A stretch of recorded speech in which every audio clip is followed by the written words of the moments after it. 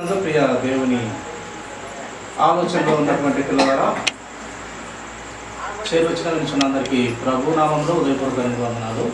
గ్రంథంలో నుండి కొన్ని మాటలు మనం ధ్యానించుకున్నాము. చూడండి, మీకా గ్రంథము 6వ అధ్యాయము 8వ వచనం తీసినట్లయితే మనము చదువుతున్నాము. మనుషుడా, ఏది ఉత్తమమో అది నీకు తెలియజేయబడి ఉన్నది. న్యాయముగా నడుచుకుంటయు, కనికరమును ప్రేమించుటయు, దీన మనసు కలిగి నీ దేవుని ఎదుట ప్రవర్తించుటయి. ఇంతే కదా యెహోవా నిన్ను అడుగుచున్నాడు. చూడండి ప్రియులారా, ఏమడుగుతున్నాడు దేవుడు? చూడండి, మీకా గారి ద్వారా చక్కగా వ్రాయిస్తూ వచ్చినాడు దేవుడు. మనుషుడా, ఏది ఉత్తమమో అది నీకు తెలియజేయబడి ఉన్నది.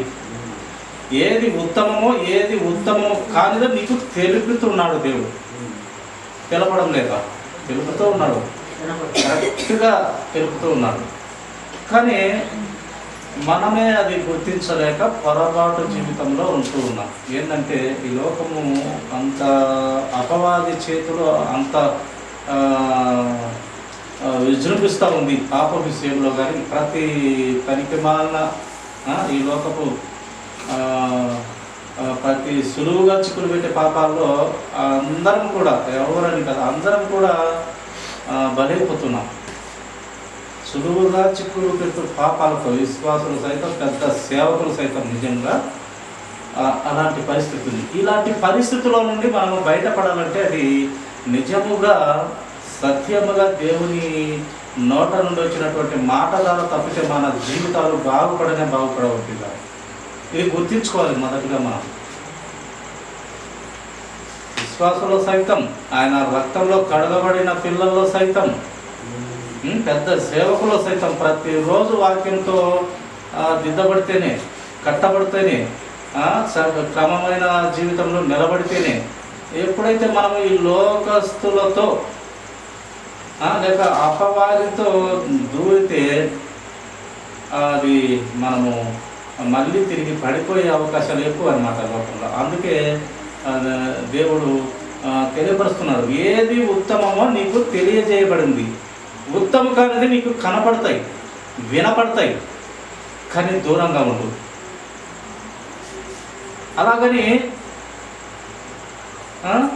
వారు చెడ్డవారు, వారు ప్రభువులో లేరు, వారు విశ్వాసులు కాదు, వారు అవిశ్వాసంలో ఉన్నారు, వారు మూర్ఖులు, దరిద్రులు అని వారితో మాట్లాడకూడదు అని దేవుని వాక్యం తెలియపరచడం లేదు పిల్లలు. నిజంగా దేవుని వాక్యము వారు చెడ్డవారే అయినప్పటికీ నీవు చెడ్డతనం అంటించుకోకుండా, పాపం అంటించుకోకుండా మాట్లాడి దేవుని వాక్యం వారికి చెప్పాలి. అంతే, అది నీ ధర్మం. దేవుడు పెట్టిన కట్టడ అది. దేవుని సువార్త నలుదిక్కులకు వెళ్ళి అపోస్తలులు చెప్పినారు కదా. అది ఆ యొక్క బాధ్యత క్రైస్తవులు అనబడిన, ఆయన రక్త ప్రోక్షణలోకి వచ్చిన, ఆయనను అంగీకరించిన ప్రతి పిల్లలు చేయవలసిన మొదటి బాధ్యత ఏంటంటే దేవుని ప్రేమను తెలియపరచడము. ఆయన శిలువ సువార్త వ్యర్థం కాకుండా ఆయన పడిన పాటలు, శిలువలో పడినటువంటి పాటలు, శ్రమలు, ఎంత బాధ, నరక వేదనలు అనుభవించినాడు, అవి వ్యర్థం కాకూడదు. ఆ పరిశుద్ధ రక్తం వ్యర్థం కాకుండా రక్షణలోకి వచ్చిన నీవు రక్షణ లేని పిల్లలకు వివరించాలి, తెలియపరచాలి. ఆయన మరణమును ప్రచురించాలి, తెలియపరచాలి, బోధించాలి, తెలియపరచాలి. అది మనము చేయాలని వాక్యం తెలియపరుస్తూ ఉన్నాడు. నిజంగా గ్రంథంలో రాయబడుతూ వచ్చింది, ఒకరి పరిస్థితి బాగలేదు, పాపంలో ఎక్కువలో ఉన్నాడు, వారిని చూసి నువ్వు వాని పాపాన్ని వాడిపోతాడని ఉన్నప్పుడు ఏదో ఒక సమయంలో ఎప్పుడోసారి మంచిగా కూర్చోబెట్టి, వాడు చెడ్డవాడే కావచ్చు, పొరపాటులోనే ఉండవచ్చు, ఏదో దానికి బానిసగా అలవాట్లో ఉండవచ్చు, సరే, కానీ నీ బాధ్యత నువ్వు నిర్వర్తించాలి. అనగా కొంచెం దేవుని ప్రేమను వివరించాలి. అందుకే వీలైనంత వరకు సమస్త జనులతో సమాధానం కలగమని దేవుని వాక్యము మనకు తెలియపరుస్తున్నది, వివరిస్తున్నది. కనుక వీలైనంత వరకు సమస్త జనులతో సమాధానం కలిగి ఉండమని చెప్తూ వస్తున్నారు. కనుక ఇప్పుడు ఒక పడవ పోతుంది, ఆ పడవ నీటిలో పోతుంది, ప్రమాదకరమైన ప్లేసులోనే పోతుంది. ఆ నీరు పడవలోకి వస్తే మునిగిపోతుంది. నీరు రానంత వరకు, పడవలోకి రానంత వరకు అది సాఫీగా వెళ్ళిపోతుంది. అలాగే లోకంలో ఎవరూ పరిశుద్ధం కాదు కనుక, నీతిమంతులం కాదు కనుక, మన మన ఆలోచనలన్నీ చెడ్డవే కనుక, ఎందుకంటే దేవుని వాక్యం రాయబడింది కనుక, ఆ చెడ్డమైన ఆలోచనలు మనకి చెడ్డవే కనుక ఎవరు నీతిమంతులము లేవని మనము గుర్తించి ఫస్ట్ ప్రభు వాక్యం తెలియని వారికి, అసత్యంలో ఉన్నవారికి, అపోహలో ఉన్నవారికి, అవిధేయతలో ఉన్నవారికి నీకు తెలిసిన దేవుని విషయాలు తెలియపరచాలి. అలా తెలియపరచుకుంటే అది పాపము, లేక ఆ శిక్ష నీకు కూడా అంతో ఇంతో వస్తుంది అని దేవుని వాక్యం తెలియపరుస్తుంది. పిల్లలు నిజంగా మనిషి ఎట్టన కొని నాకేంలే అని అనుకోకూడదు. వీలైనంత వరకు అతన్ని సత్యంలోకి నడిపించడానికి ఒక్కపారైనా ట్రై చేయాలి. అది కనీస బాధ్యత. అది ఎవరికి బాధ్యత? అది ఆయన రక్తంలోకి వచ్చినటువంటి పిల్లల బాధ్యత. కనుక ఇక్కడ దేవుడు ఏమడుగుతున్నాడు? ఏది ఉత్తమమో అది నీకు తెలిసే ఉన్నది నాయన, తెలియపరుస్తూ ఉన్నాను కూడా. న్యాయంగా నడుచుకునుట, కనికరము చూపించుట, న్యాయంగా నడుచుకోవాలి, ఒకటి కనికరం కలిగి ఉండాలి, అలాగే ప్రేమించుట ఉండాలి. ప్రతి ఇరుగు పొరుగు వారిని, ప్రతి సహోదరుని ప్రేమ కలిగి ఉండాలి. ప్రేమించుడంటే అల్లరితో కూడినటువంటి ప్రేమ కాదు, వేధించడం కాదు, అల్లరి చేయడం కాదు. ఒక మాట మాట్లాడినా కూడా ప్రేమపూర్వకంగా మాట్లాడమని, సహోదర ప్రేమ ఉండమని అన్నమాట. ఇవి అడిగి, ఈ మూడు అడిగి కూడా దీన మనసు కలిగి దేవుని ఎదుట ప్రవర్తించాలి. దీన మనసు, తగ్గింపు మనసు, లోబడే మనసు, ఇది కలిగి ఉండటే యెహోవా నిన్ను అడుగుతున్నటువంటి విషయాలు ఇవేనైనా అని దేవుని వాక్యం మనకు ఇక్కడ కనపడుతూ ఉన్నది. 9వ వచనం కూడా చదవమ్మా, అదే అధ్యాయంలోనే 8వ వచనం కూడా. ఆలకించుడి, యెహోవా పట్టణమునకు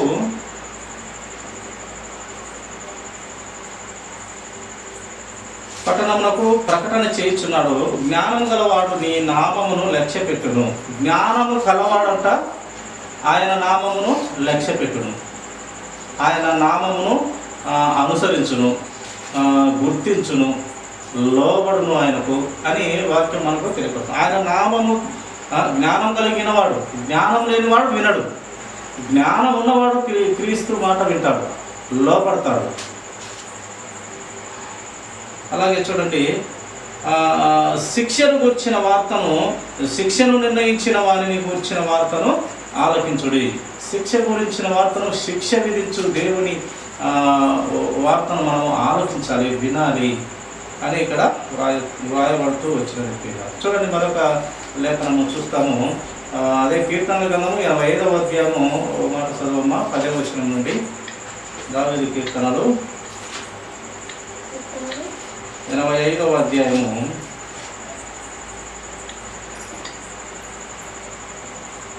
10వ వచనం నుండి చదువుతున్నాం. కృపా సత్యములు కలిసి కొనినవి, నీతి సమాధానములు ఒకదానికొకటి ముద్దు పెట్టుకొనినవి. చూడండి అంట, కృపా సత్యములు ఎలా ఉన్నట? కృపా సత్యం, కృపా సత్యములు కలిగిన దేవుడు యేసుక్రీస్తు ప్రభువారు. అవి కలుసుకొని ఉంటాయి. ఈ కృప, ఈ సత్యం అనేది ఎప్పుడు కలుసుకొని ఉంటాయి అని లేఖనం మనకు పరిశుద్ధాత్మ దేవుడు వ్రాయిస్తూ వచ్చినాడు. అలాగే నీతి సమాధానములు కూడా ఒకదానినొకటి ముద్దు పెట్టుకొనినట్లుగా ఉంటాయి. భార్యాభర్తలు ఏక మనస్కులై ఉన్నట్టు ఈ నీతి సమాధానములు కూడా ఒకదానినొకటి ముద్దు పెట్టుకొనినట్లుగా ఉన్నవి. అలాగే కృపా సత్యములు కలుసుకొని ఉంటవి. ఇలాగా దేవుని సంబంధమైన, ఆత్మీయ సంబంధమైన మాటలు దేవుడు చక్కగా వ్రాయించాడు. కృపా సత్యములు క్రీస్తు ప్రభు వారిలో పుష్కలంగా ఉన్నాయి. ఆయనే సర్వశక్తి సంపూర్ణుడు, సర్వ పరిపూర్ణత క్రీస్తులో నివసిస్తూ ఉంది. సర్వ పరిపూర్ణత క్రీస్తులో నివసిస్తున్నది కనుక క్రీస్తును పోలిన వారిగా, క్రీస్తును మాదిరిని పెట్టుకున్న వారు ఇంకా మనము బ్రతుకోవాలనని లేఖనం మనకు తెలియపరుస్తుంది. అదే 11వ వచనం కూడా, భూమిలో నుండి సత్యము మొలుచును, ఆకాశంలో నుండి నీతి పారదూచును, యెహోవా ఉత్తమమైన దాన్ని అనుగ్రహించును, మన భూమి దాని ఫలములను ఇచ్చును. యెహోవా ఏమి ఇస్తాడని ఉంది? ఉత్తమమైన దానినే అనుగ్రహిస్తాడు ఆయన. మనకు మొదటిగా ఇచ్చింది కూడా యథార్థవంతమైన ఆత్మని ఆదాముకు ఇచ్చినది. కానీ మనము దాన్ని చెరిపి వేసుకొని ఆ పాప స్వభావం కలిగినటువంటి జీవితాలలో, ఈ లోక సంబంధమైన జీవితాలలో బ్రతుకుతూ ఉన్నామన్నమాట. ఈ లోకాన్ని అసహించుకునే వారంగా ఉన్నారు. ఎందుకంటే లోకములో దేవుణ్ణి ఎప్పుడు గుర్తించలేకపోయింది. ఎప్పుడు చీకటి సంబంధంలో ఉంటే వెలుగైన దేవుణ్ణి గుర్తించలేకపోయింది. వెలుగు దగ్గరికి రావాలంటే వీరి చీకటి బ్రతుకులు బయలుపడతాయి లేదా తెలియబడుతుందని ఆ చీకటిలోనే దాక్కుని ఉంటారు. కానీ ఒక్కసారి ఆ చీకటి బ్రతుకులు పటాపంచలు చేసేస్తే, క్రీస్తులకు వస్తే ఆ ధైర్యము, అలాగే ఆ యొక్క వెలుగును క్రీస్తు వారికి ధరింపజేస్తారు. ఒక్కపారి ఒక్కటి విడిచిపెట్టేస్తే ఇంకా నీవు అంతా క్రీస్తు సంబంధించిన వెలుగులోనే నేను అందరం కూడా ఉంటాం ప్రియుల. కనుక మనము వెలుగు సంబంధములుగా ఉండాలని దేవుడు కోరుతున్నాడు. ఈ సాతాను గాడు కూడా వాడు సామాన్యమైన శక్తి కాదు. వాడు దానియేలు కంటే గొప్పవాడు, జ్ఞానం గలవాడు అని వ్రాయబడుతూ వచ్చింది. కనుక వాడు ఎప్పుడు ఎవరిని నాశనం చేస్తామనే వాడు చూస్తూ ఉంటాడు. జ్ఞానము ఎక్కువగా ఉన్నది సాతాను కూడా. ఏ వస్తువన్నా కానీ అది బంగారమే కానీ, వెండే కానీ, వజ్రం కానీ, వైడూర్యాలు కానీ, ఆస్తి కానీ, ఇండ్లే కానీ, భూములే కానీ, ఏదన్నా కానీ దాని ద్వారా సంపాదించుకున్న దాని ద్వారా లేదా పెద్దలు ఇచ్చిన ఆస్తి ద్వారా ఏమి సంపాదించుకోలేరంట? రక్షణ సంపాదించుకోలేరు. ఎంతన్నా ఉన్నాయి, ఎంత ఆస్తి అన్నా ఉన్నాయి, ఏమన్నా ఉండలకి వస్తాము, సురక్షితమైన ప్లేస్లో ఉంటాము. ఇంకా ఏ అపవాది ఏం చేయలేడు అని, ఎప్పుడు ఏం చేయలేడు? ఆయన రెక్కల నీడల కింద ఉన్నప్పుడు ఏ అపవాది ఎవరు ముట్టలేరు, ఏది ఇంకా అని పడగొట్టడానికి అసాధ్యం కాదు. ఎందుకు కదంటే అది క్రీస్తు వారి రెక్కల నీడలకి, ఆయన రక్త ప్రోక్షణలకి వచ్చినటువంటి పిల్లలు. కనుక ఈ రక్షణ ఆయన రక్తం నుండి మనకు దొరుకుతూ ఉంది. మనం ఒక్కసారి ఒప్పుకుంటే మనకు గొప్ప, మనకు సంపాదించుకున్న ఆస్తులతో రక్షణ మనకు రాదు. మనము సంపాదించుకున్న బంగారుతో రక్షణ రాదు, మనం సంపాదించుకున్న వెండితో రక్షణ రాదు, వజ్ర వైడూర్యాలతో రక్షణ రాదు, ఇల్లు వాకిలతో రక్షణ రాదు, భూమి పంట పొలాలతో రక్షణ రాదు, ఆస్తులతో రక్షణ రాదు. కానీ మనము ప్రభువు పాదాల చెంత తగ్గింపబడి లోబడి వాక్యానికి ఆయన పాదాల చెంత పాపాన్ని ఒప్పుకుంటే ఇంకా నీవు బలమైన వాడివి, బలమైన దానవి. ఎందుకంటే రక్షణ వస్తుంది నీ జీవితానికి, నీకు ఇచ్చినటువంటి ఆత్మకు రక్షణ వస్తుంది. ఆయన దగ్గర ఉంటావు. ఆయన ఇచ్చిన ప్రతి విధమైన ఈ లోక సంబంధమైన ప్రతి విధమైన విషయాలలో పట్టు కలిగి ఉండాలి వారు. ప్రతి దానికి జవాబు చెప్పే స్థితిలో వారు ఉండాలి. అందుకే వారిని చెప్పుతూ ఉన్నాను నేను, వారిని మలుస్తూ ఉన్నాను నేను. ఎందుకయ్యా వారిని మలసాలి? ఎందుకు వారిని నీవు చెక్కాలి? వారిని మంచిగా చేయాలి, పవిత్రులుగా చేయాలి, నిందారహితులుగా ఉండులాగునా చేయకుండా మంచిగా ఉండాలి, యథార్థవంతులుగా ఉండాలి, నీతిమంతులుగా ఉండాలి. ఎందుకు ఆ తాపత్రయం? ఎందుకంటే వారి ద్వారా ఈ భూమి మీద ప్రజలందరి ద్వారా దేవుడు మహిమపరచబడాలి, స్తుతింపబడాలి, ఆరాధించబడాలి, పూజించబడాలి. దేవదూతలకు సైతం, ప్రధానులకు సైతం, అక్కడ గొప్పవారిగా ఉన్న వారికి సైతము ఈ మట్టి మనసులతో వారికి బుద్ధి నేర్పివ్వాలనుకుంటున్నాను అని మన తండ్రి దేవుడు, పరిశుద్ధాత్ముడు, యేసుక్రీస్తు ప్రభువు వాళ్ళ ముగ్గురులో ఒక్క పేరు పలికిన వారి ముగ్గురికి వెళ్తుంది పేరు. అందుకే ఏక దేవుడు అని మనము చూసుకున్నాం. ఒక్క పేరు ఎత్తిన చాలు, వారు ముగ్గురు ఒకటే. అందుకే ప్రభు వారు నేను ఎప్పుడూ ఒక్కరిగా ఫీల్ అవ్వలేదు, ఒక్కనిగా ఎప్పుడు అనుకోలేదు. ఎప్పుడు నా తండ్రి నాతో తోడుగా ఉన్నాడు అని చెప్పినాడు. ఎప్పుడు నా తండ్రి తోడుగా ఉన్నాడు. కలువరి వరకు ఎక్కినప్పుడు మాత్రం ఆయన చేయి విడిచినాడు. అప్పుడు కూడా పట్టుకుంటే ఈ లోకమును ప్రేమించిన దేవుడు కాపాడుకోలేడు కనుక, లోకాన్ని కాపాడుకోలేడు కనుక, లోకాన్ని ఆయన సన్నిధిలో ఉంచుకోలేడు కనుక, అప్పుడు ఆయన చేయి వదిలితేనే ఈ లోకాన్ని చేయి పట్టుకోగలడు.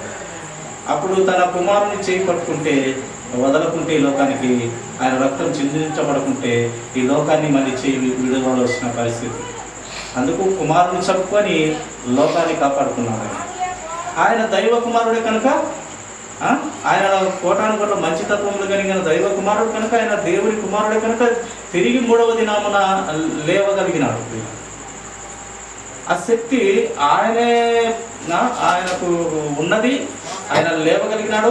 అదే శక్తి మనకు కూడా మహిమ శరీరాన్ని ఇచ్చి మృతులైన మనం కూడా ఆయన లేపగలిగి సజీవులంగా, యథార్థవంతులుగా, నీతిమంతులుగా, పరిశుద్ధులుగా ఆయన పరలోక రాజ్యానికి చేర్చుకోవాలనుకుంటున్నాడు. కనుక మనం సంపాదించుకున్న వస్తువుల ద్వారా మనము కాపాడుకోలేము. మన శరీరానికి మన దేవుడిచ్చిన ఆత్మను రక్షించుకోలేము. దేవుడిచ్చిన రక్తం ద్వారానే, మన నోటి ద్వారా ఆయనను నిజమైన దేవుడిని ఒప్పుకుంటే మాత్రము తప్ప మనం ఏ రకంగా రక్షణలోకి వెళ్ళలేము, క్రీస్తులోకి రాలేము. ఈ క్రీస్తు ప్రభు వారు ఈ భూలోకం మీదకి, ఆకాశానికి నిచ్చెన ఉన్నాడు. ఆయన ద్వారానే ఆ నిచ్చెన ఎక్కి మనము ఆ పరమరాజ్యం చేరాలి, ఆ పరిశుద్ధుల పట్టణం చేరాలి. కనుక అట్టి స్థితిలో మనము దేవుడు మంచి స్థితిలో ఉండాలని, మంచి విషయాలు మనకు అన్ని విషయాలు తెలియపరుస్తున్నాడు. మంచిలోనే బ్రతకమని దేవుడు చెప్తూ ఉన్నాడు. చూడండి, మరొక మాట మనము చదువుకున్నాము.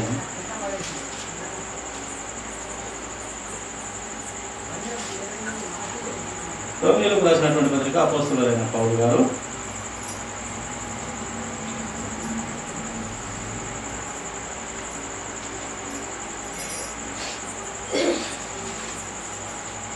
పదహైదవ అధ్యాయము 3వ వచనము మాట చదువుతున్నాము.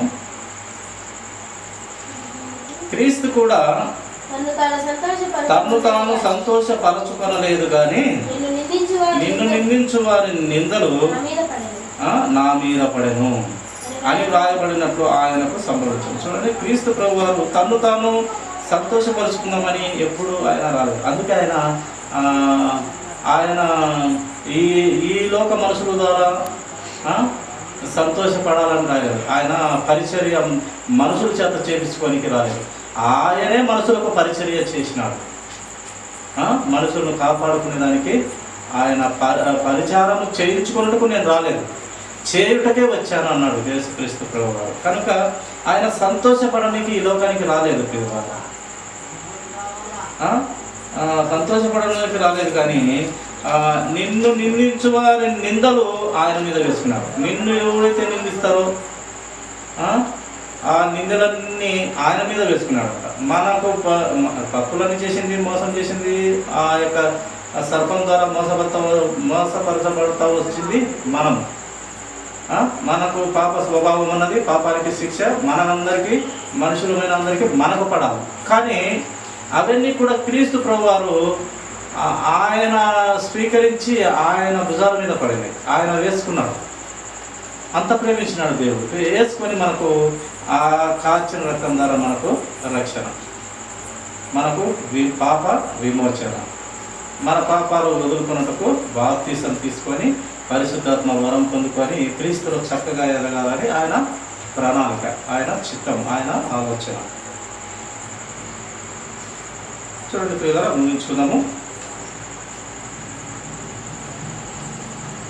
లూకా సువార్త మాట చూస్తున్నాము. లూకా సువార్త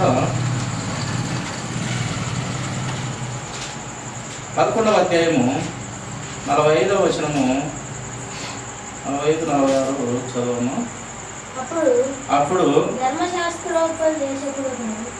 ధర్మశాస్త్రోపదేశకుడు బోధకుడా ఇలాగ చెప్పి మమ్మల్ని కూడా నిందించుచున్నావని ఆయనతో చెప్పగా ఆయన అయ్యో ధర్మశాస్త్ర దేశకులారా, మోయ శక్యము కాని బరువులను మీరు మనుషుల మీద మోపుదురు కానీ మీరు ఒక వేలితోనైనాను ఆ బరువులను ముట్టరు. మన మన స్వభావము ఇక్కడ దేవుడు చెప్తూ ఉన్నాడు. మనుషుల స్వభావం, మనుషుల ఆలోచన దేవుడు చెప్తున్నాడు. భారమంతా ఒకరి మీదకి తోచేస్తామంట. ఎవరమో మనము మనుషులు. వారైతే చిన్న వేలితోనైనాను ఆ బరువులు ముట్టరంట. చిన్న బరువునే సరేలే, ఎన్నో బరువులు సాడీలు చెప్పి వాళ్ళ మీద ఒక్క తప్పు నా వైపు వేసుకుందాం అనేది చేయరంట. ఇక ఈ విషయంలో నాదైతే పొరపాటే, అతనికి ఎక్కువ పొరపాట్లు ఉన్నాయని అనడంట. మొత్తం ఆయన మీద వేసేసేది. అది మనుషుల స్వభావం అంట. ఇక అదే ఇక్కడ వ్రాయబడుతూ వచ్చింది. చదువు మరి 46. ఆయన అయ్యో ధర్మశాస్త్రోపదేశకులారా, మోయ శక్యము కాని బరువులను మీరు మనుషుల మీద మోపుదురు. మోయలేని బరువు, అది మాట బరువే కానీ, ఒక తిట్లు బరువే కానీ, ఒక కొట్టనికి పోవటమే కానీ, ఏదన్నా కానీ మోయ శక్యము కానీ బరువు అంటది మనుషుల మీద మోపుదురు కానీ మీరు ఒక వేలితోనైనాను ఆ బరువులను ముట్టరు. మొత్తం వాడు పడి సావాలా, ఆమె పడి సావాలి కానీ నిందలన్నీ పడి సావాలి. కానీ ఒక్కటన్నా నాది ఇందులో చిన్న పొరపాటు ఉందని మటుకు ఒప్పుకోడంట. అది మనుషుల నైజం, ఆ స్వభావం, ఆ పాప స్వభావం అనేది పోయి సావదు మనకు. అందుకు ఈ మట్టి బూరలకు, ఈ మట్టి దేహానికి మనము ఎక్కువగా దీనికి లోనవ్వకూడదు. ఈ లోకం సంబంధమైన అందానికి కానీ, ఈ లోక సంబంధమైన ప్రతి పనికి పనికి కానీ, ఈ ముసలమ్మ ముచ్చట్లు కానీ, ఈ సీరియళ్ళు కానీ, టీవీలు కానీ, బారకట్టలు కానీ, ఇంకా చాలా ఉన్నాయి. ఈ పనికి మళ్ళీ ఒకరి మీద ఎప్పుడు ఏమంటారు, ఎప్పుడు వారి గురించి చెడ్డగానే మాట్లాడుతుంటారు అనమాట. ఒక్క పాడన్నా మంచిగా ఆలోచన చేయరు, పాజిటివ్ ఆలోచన ఉండదు. ఎప్పుడు నెగిటివే, ఎప్పుడు చెడ్డ ఆలోచనలే. ఇది ముందుగా ఉండకూడదంట. మన కంట్లో పెద్ద దూరమే ఉంటుందంట, ఎదుటి వారి కంట్లో చిన్న నలుసు కనపడుతుంది. ఈమెకి చిన్న నలుసు, అమ్మా నీది తప్పు, పెద్ద తప్పు, అది పెద్ద నేరం, ఘోరం అది అంటారు. మన ఈ పెద్ద ఘోరాలు ఉంటాయి, ఇంకా అది పెద్ద నలుసు, పెద్ద దూరం అని చెప్పినాడు దేవుడు. నీ కంట్లో పెద్ద దూరం పెట్టుకునే ఎదుటి వాని కంటిలో చిన్న నలుసులు ఎత్తుకుతావే దరిద్రుడా, కరికమాలుడా, సిగ్గు లేదా అన్నట్టుగా దేవుని మాటలు ఉంటాయి. అది మన వాడుక భాషలో చెప్తున్నాను. అది లైక్ క్రీస్తన్నారు కానీ మన వాడుక భాష కనుక ప్రియులరా, ఎదుటి వారి మీద చూడండి ఎంత పాపపు స్వభావం కలిగి ఉంటామో దేవుడు ఇక్కడ రాయిస్తూ వచ్చినాడు. ఒక చిన్న ఏలుతో ఒక తప్పును నింద చేసుకోవడంట, అంతా వాడు కుమిలిపోవాలంతే. అలాంటి బ్రతుకు మంది. అందుకే దేవుడు ఆయనకు అన్ని తెలుసు కనుక హృదయ ఆలోచనలు ఎరిగిన వారు నాయన, మీరు ఎంత నీతిగా బతికినా మీరు మురుకు కూడా లేరు నాయన, నా కంటికి మీ బ్రతుకంతా వ్యర్థములు నాయన, నా వాక్యముతో సవరించబడకుంటే మీ బ్రతుకులు వ్యర్థములు నాయన, నా వాక్యంతో కట్టబడకుంటే మీ బ్రతుకులే చాలా దుర్భరమైన బ్రతుకులు నాయన అని దేవుడు మాటలు ఆయన చెప్తూ ఉంటాడు. భక్తులలో చూపిస్తూ ఉంటాడు, ప్రవక్తలతో మాట్లాడుతూ ఉంటాడు, మహాభక్తులతో హెచ్చరిస్తూ ఉంటాడు, గద్దిస్తూ ఉంటాడు, దైవ సేవకుల ద్వారా హెచ్చరింపబడుతూ ఉంటాడు, తెలియపరుస్తూ ఉంటాడు ఆయన ప్రేమనంతటిని, ఆయన గుణ లక్షణాలు, ఆయన మంచి సుగుణాలను తెలియపరుస్తూ ఉంటాడు. ఇది క్రమంరా, ఇది సత్యంరా, ఇది నీతి, యథార్థత, ఇది పరిశుద్ధత అని ఆయన గురించి ఆయన సేవకులు, ఆయన దైవ సేవకుల ద్వారా తెలియపరుస్తుంటాడు ప్రజలకు ప్రియులారా. కనుక మనము ఆయన సత్యంలో మనము ఎదగాలని దేవుడు ఆశిస్తూ ఉన్నాడు ప్రియులారా. చివరిగా ఒకే మాట చూసుకొని ముగించుకున్నాము.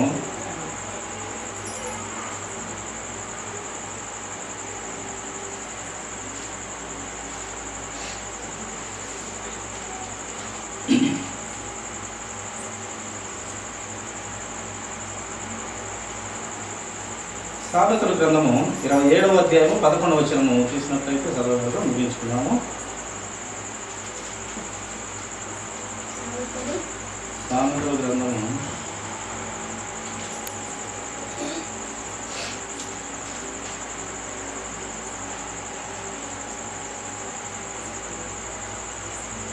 27వ అధ్యాయము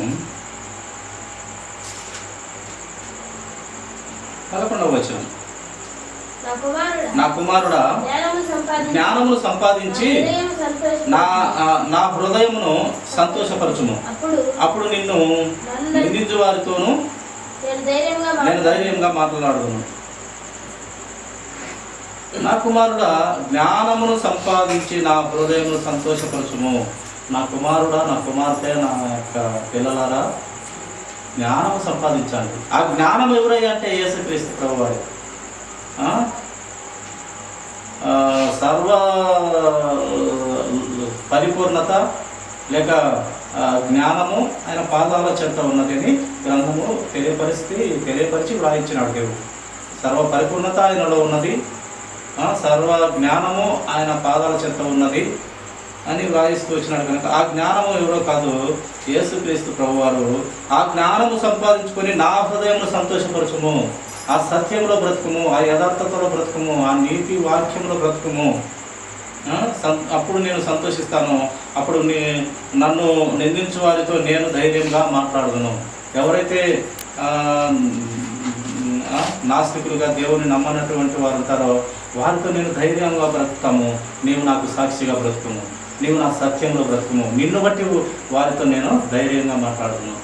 నీవు ఎంత నమ్మకమైన సాక్షిగా ఉంటావో నేను ఆ నమ్మనటువంటి పిల్లలకు ధైర్యంగా నేను నిన్ను చూపించి బ్రతుకుతాను. అదే కదా యోబు గారి జీవితంలో జరిగింది. అపవాది గారు ఏం చేసినాడు, పరలోక రాజ్యంలో అటు ఇటు తిరుగుతూ ఉన్నాడు. వాడు ఈజీగా పోతాడు పరలోక రాజ్యాన్ని. అటు ఇటు తిరుగుకుంటూ ఈజీగా పోతాడు. ఎందుకంటే ఒకసారి వానికి ఆ రూట్ తెలుసు, అపవాదికి ఆ రూట్ తెలుసు. ఎందుకంటే అక్కడి నుంచి వచ్చిన వాడే అపవాది. ఇక్కడ చచ్చిపోయి బతికి కనపడేవారు కదా అపవాది అంటే. ఆల్రెడీ ఒక దేవదూత, ఒక తెలుగు, ఒక నక్షత్రం, ఒక లూసిఫరుగా పిలువబడుతున్న ఆదిగత సర్పము అన్ని మనకి మంచి పేరు వచ్చి పాపానికి సంబంధించిన మంచి బలమైన పేర్లు పెట్టబడుతూ గ్రంథంలో వ్రాయిస్తూ వచ్చినాడు పరిశుద్ధాత్మదేవుడు.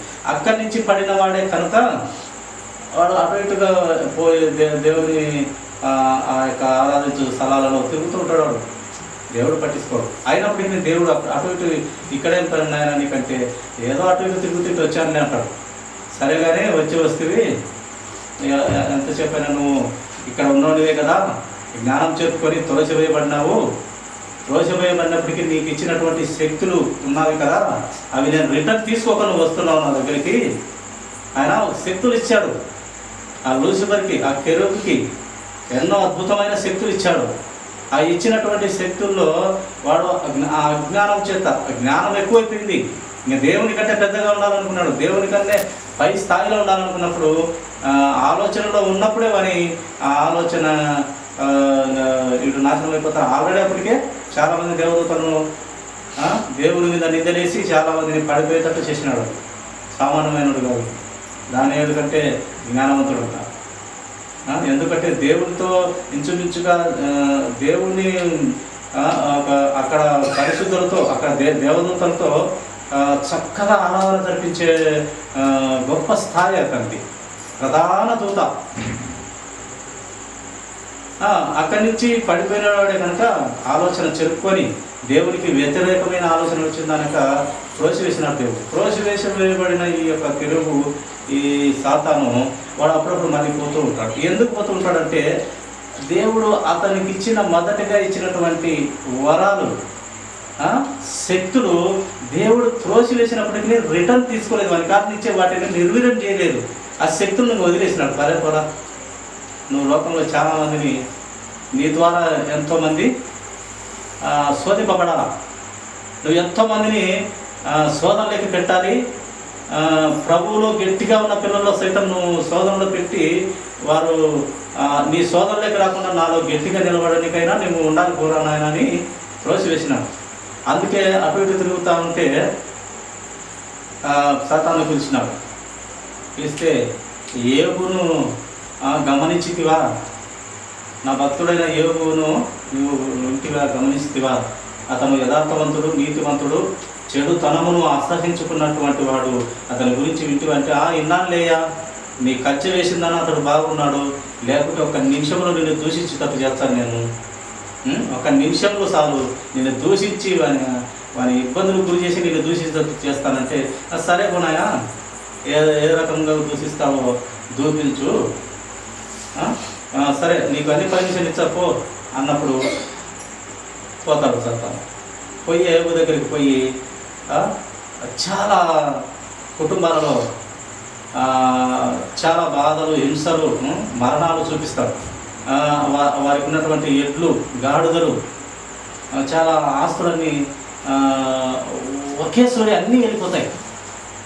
కుమార్తెలు చనిపోతారు. చాలా ఆస్తులన్నీ పూర్తిగా ఒక దినంలోనే అన్నీ వెళ్ళిపోతాయి. మీద మీద వచ్చి చెప్తూ ఉంటారు, ఇదో ఇలా నీకు కుమార్తెలు ఒక భవనం కూలిపోయి చనిపోయినాడు, చెప్పుటకు నేను వచ్చినాను. ఒక సుడిగాలి కొట్టగా యొక్క భవనం కింద కుమార్తెలు చనిపోయినారు, చెప్పుటకు నేను మాత్రం మిగిలి ఉన్నాను అని ఒకరు వచ్చి చెప్తే, ఇంకొకరు వచ్చి ఈ గాడిదలన్నీ చనిపోయినాయి, ఈ ఎడ్లన్నీ చనిపోయినాయి మీద మీద చెప్పినప్పటికీ ఆయన ఆవేశంతో బాధతో చొక్కా చించుకొని, తల ఊరించుకొని చొక్కా చించుకొని బాధపడి మళ్ళీ నీతిమంతుడు కనుక మళ్ళీ, అందుకే దేవుడు రాయించినాడు కదా, నీతిమంతుడు 7 సార్లు పడినా లేస్తాడన్న మాటకైనా అతడు నీతిమంతుడు కనుక చెడుతనమును విసర్జించుకున్నవాడు కనుక ఆవేశంలో చించుకున్నాడు, బాధపడినాడు, రోదం లేకపోయినాడు. మళ్ళీ యెహోవా ఇచ్చెను, యెహోవా తీసుకునేను, ఆయన నామముకు మహిమ కలుగును గాక అని గొప్ప మాట చెప్పినాడు. అప్పుడు సాతానుకు దిమ్మ తిరిగింది. ఏంటంటే ఆయన ఈ కాలం అందరినీ, స్నేహితులను అందరినీ తీసి చేసిన ఏది యెహోవా ఇచ్చినాడు, తీసుకున్నాడు, ఆయన మళ్ళీ మహిమపరచబడి కట్టుడు ఈ యోగు అనేసి మళ్ళీ దేవుని కాడిపోతాడు. వీడు ఎంత చేసినా మరి ఏం చేయాలి ఆయన అని. అప్పుడు మళ్ళీ పోయినప్పుడు ఏంటంటే, నువ్వు ఆయన చుట్టూ మంచి కంచె వేసినావు, రక్షణ కవచము కంచె వేసినావు, నేనేం చేయలేను, వాని శరీరం మీద కూడా నాకు పట్టు ఇవ్వు అంటాడు. సరే నాయన, నీకు శరీరం మీద పట్టు ఇస్తాను, కానీ ఆ యొక్క ఆత్మను చంపేదానికి నీకు హక్కు ఇవ్వను, అతన్ని చంపేదానికి వీలు లేదు, నువ్వు శరీరం ఏమైనా చేసుకోపో, అతన్ని చంపేదానికి మటుకు నీకు హక్కు లేదని చెప్పి పంపించినప్పుడు అప్పుడు కూడా విపరీతమైన కురుకులు, ఆ పుండ్లు, పచ్చి పుండ్లు శరీరంలో పెట్టి బాధ పెట్టేస్తే అతను చిల్ల పెక్కు తీసుకొని గీక్కుంటూ అప్పుడు కూడా కరెక్ట్గా నిలబడినాడు. యోగు గారు కరెక్ట్గా నిలబడ్డారు. ఆ యొక్క ఆయన భార్య, ఇంకా విశ్వాసము, ఇంకా నువ్వు వదలకుందువా, ఇంకా నమ్మకముగానే ఉంటావా, దేవుని దూషించి చచ్చిపోరా నాయన అని భార్య చెప్తే, అప్పుడు కూడా ఆయన ఏమంటాడంటే, ఒక మూర్ఖురాలు వలె మాట్లాడినట్టు మాట్లాడవద్దు అంటాడు. అప్పుడు కూడా తప్పన్నాడు. ఒక మూర్ఖురాలు వలె, మూర్ఖురాలు కాదు నువ్వు, ఒక మూర్ఖురాలు వలె, ఒక పనికి మాలి దాని వలె మాట్లాడగాకు అంటాడు. అప్పుడు కూడా తప్పు చేయడు ఆయన నోటి మాటతోనైనా. అంటే ఆయన దేవుని వాక్యానికి అంత విలువ ఇచ్చినవాడు, అంత లోపడినటువంటి వాడు, అంత నమ్మకం, విశ్వాసము, ధైర్యము, ఓర్పు, సహనము అన్ని యోగు గారిలో మనకు చక్కగా దేవుడు చూపించినాడు. ఇలా నా భక్తులు ఉండాల్సిందని మనకు మాదిరి పెట్టినాడు. కనుక మనము అలా ఉండమనే దేవుడు ఇలాంటి గొప్ప భక్తులను గ్రంథంలో వ్రాయించి ఎంతోమందికి మాదిరిగా పెట్టి, ఇంత ఓర్పు కలిగి ఉండాలి. మనకు కొంచెం బాధ వచ్చే ఊరంతా చెప్పుకొని ఏడ్చుకొని మొత్తుకొని దిగులు పడి వచ్చాం. కొంచెం జ్వరం వచ్చిన యోగు గారిని తీసుకోవాలి. అప్పుడు జ్వరం వచ్చిన, బాధ వచ్చిన, కుటుంబంలో చనిపోయిన, అనారోగ్యం వచ్చిన, ఏదైనా జరగని యోగు గారు తక్కువ గుర్తుకొస్తే మన జీవితాల్లో దేవుని మహిమపరిచిన వారం అవుతాం. యోగు గారు అదే చేశారు. కనుక పిల్లల ఇలా గ్రంథంలో భక్తుల జీవితాల నుంచి మనం ఎంతో నేర్చుకోవచ్చు. కనుక ప్రతిదినము కొన్ని మాటలతో మనం ఆయన సంతోషపరిచి మనము సంతోషంలో పవిత్రంగా ఉందామని దేవుడికి కొంచెం మాటలు దీవించడం కదా తల ఉంచినట్లయితే చిన్న ప్రార్థన. పరిస్థితులు